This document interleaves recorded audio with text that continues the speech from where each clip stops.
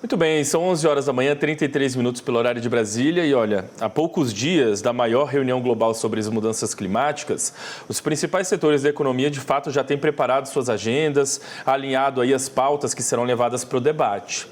Com o agronegócio, é claro, não é diferente. O setor, inclusive, já tem um documento pronto que reúne aí as principais propostas para a conferência. Bom, vamos saber então as expectativas para esse evento na minha conversa de agora ao vivo com a advogada especializada em direito ambiental, Samantha Pineda. Ela já está aqui com a gente, conectada, dividindo tela. Oi, Samantha, seja muito bem-vinda aqui com a gente mais uma vez. Um bom dia para você. Tudo bem por aí?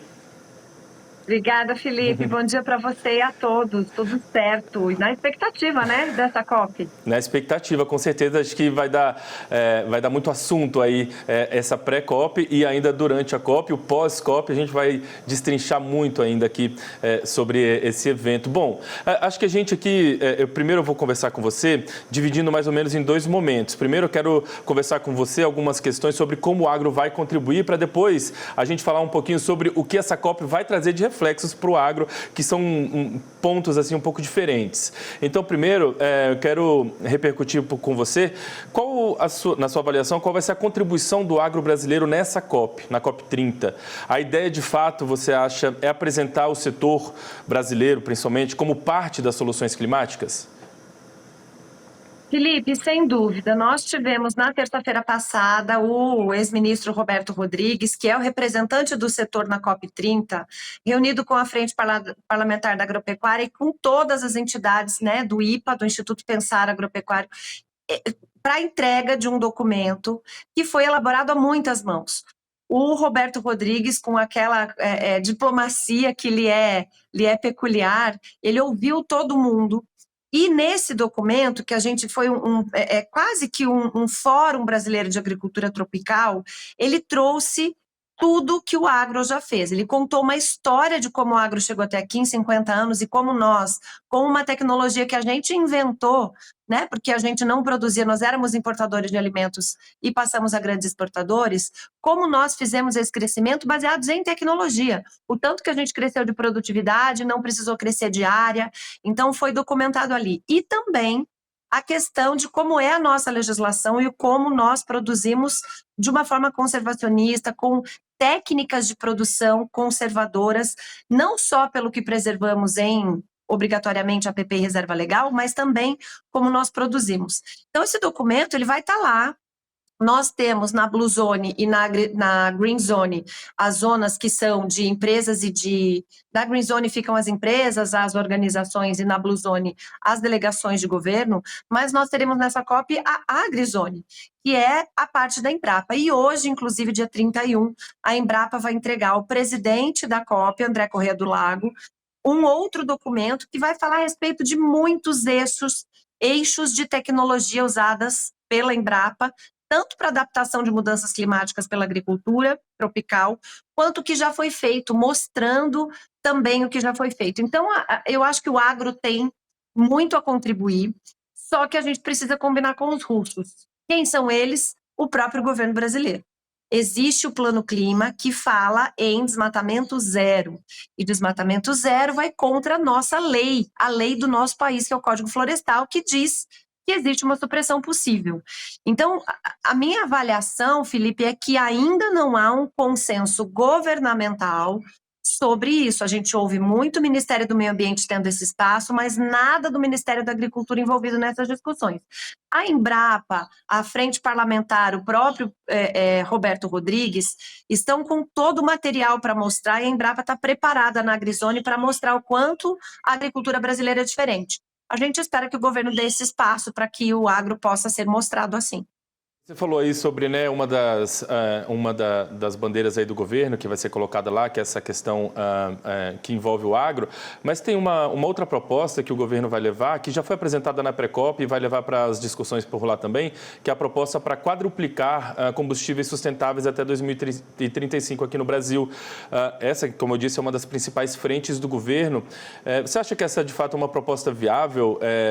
Porque será preciso financiamento para isso, né? E o financiamento é uma das grandes discussões, uma das grandes questões dentro dessa COP, né?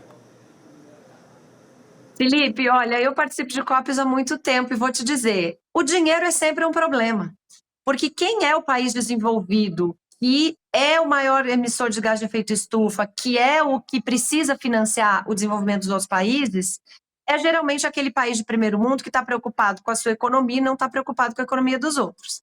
Então, os Estados Unidos saiu do Acordo de Paris.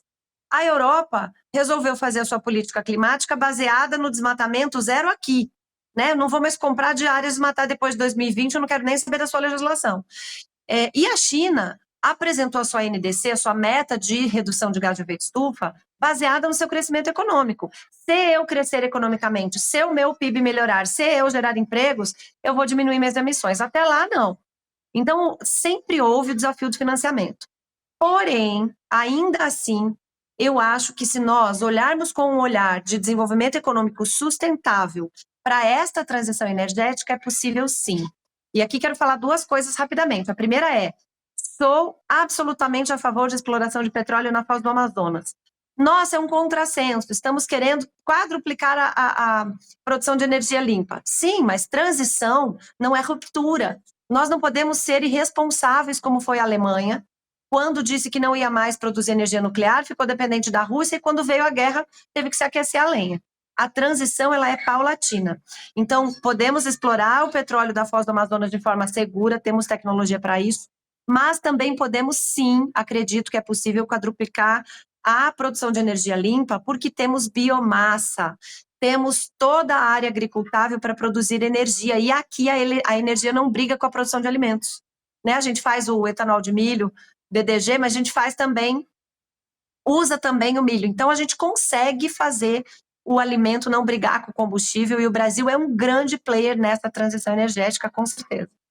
Eu estava conversando com um colega que é produtor rural e ele estava falando sobre o fato de hoje tudo ser bio. A gente ouve falar em bioinsumo, biofertilizante, biocombustíveis. Você acha que o futuro da agricultura brasileira está de fato aí em ser uma economia bioeconômica? Eu não tenho nem dúvida, não tenho nem dúvida. Inclusive, tem um plano de ação global de inovação e bioeconomia que vai ser apresentado também pelo setor produtivo lá na COP, porque a gente conseguiu, nós somos o maior usuário de bioinsumo do planeta, a gente conseguiu agora aprovar nossa lei de bioinsumos para que haja uma produção on-farm dentro da fazenda desses bioinsumos, então a gente já está na ponta disso. Quando a gente fala de biocombustíveis, acabamos de falar aqui, né, o ano passado foram 4% da energia elétrica do Brasil advinda somente do bagaço da cana, não estou nem falando o resto. Então, nós temos sim a condição de falar em bioenergia, em biocombustíveis, em biofertilizantes, biodefensivos, uma economia baseada na bioeconomia de um jeito inovador, tecnológico, e isso também está nos pilares da Embrapa, que são 3 pilares aí, né? Tecnologia, desenvolvimento, a demandas dos biomas brasileiros, e o outro é pesquisa, inovação e desenvolvimento de bioeconomia. Então, acho que a gente pode puxar esse carro globalmente se nós soubermos nos posicionar e não falar somente em desmatamento zero, porque esse discurso está meio pobre. Certeza. Bom, a gente falou aqui um pouquinho sobre a contribuição que o agro vai levar para os debates, mas eu queria que você trouxesse para a gente o que será debatido lá na COP e que o agro precisa ficar atento, o que o agro pode esperar da COP 30 e que, digamos assim, são pontos de atenção. Felipe, é muito importante que a gente olhe para isso. Apesar de toda essa inovação, tecnologia e de todo esse diferencial mostrado pelo agro brasileiro, que pode agregar agregar valor ao produto agro, porque é sustentável, a gente precisa ficar atento porque nós acabamos sendo uma ameaça para quem produz. Nós temos muita terra, nós temos tecnologia, nós temos vocação. E isso, para as economias baseadas também em produção, é uma ameaça. A gente não pode ser ingênuo de achar que todo mundo está lá só para discutir meio ambiente. A economia é um pilar. E se nós acabarmos assumindo algumas coisas, volto a bater, desmatamento zero, do tipo de legislação europeia, que eu não vou pegar nenhum produto de vocês que venha de áreas desmatadas depois de 2020. Se o Brasil aceitar essa relativização da nossa legislação que está posta, eu acho que o agro corre risco, sim, de ter que diminuir produção. Lembrando que a gente planta em 8% do território e a gente tem 20% de pastagens que podem aumentar ainda a produção. Então, se o Brasil não ficar atento aos detalhes dos acordos que são feitos nas COPs, nós podemos nos comprometer a coisas que vão fazer com que a gente, apesar de tudo, tenha que diminuir produção. Isso não é bom para ninguém. Muito bem, Samantha. Quero agradecer demais a gentileza de ter conversado um pouquinho com a gente hoje aqui sobre essas expectativas para a COP que está aí se aproximando. É claro, a gente conta com você aqui ainda em outras participações, porque temos muitos assuntos para repercutir ao longo dos próximos dias nessa COP30, que é tão emblemática, tão importante para a gente, viu? Muito obrigado, viu? Um bom final de semana para você. Igualmente, Felipe, conte comigo, estamos juntos.